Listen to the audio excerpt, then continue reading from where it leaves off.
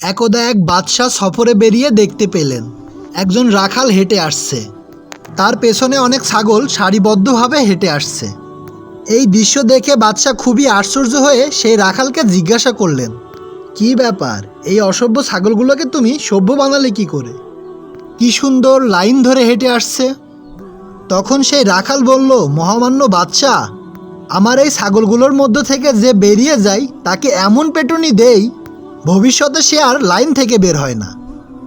আর ওই একটা ছাগলকে পিটুনি খেতে দেখে বাকি সব ছাগলগুলো ঠিক হয়ে যায়। রাখালের এই কথা শুনে বাদশাহ বলল, তোমার এই ছাগলগুলোকে যেমন সভ্য বানিয়েছ, এইভাবেই আমাদের দেশের মানুষগুলোকে কি তুমি সভ্য বানাতে পারবে?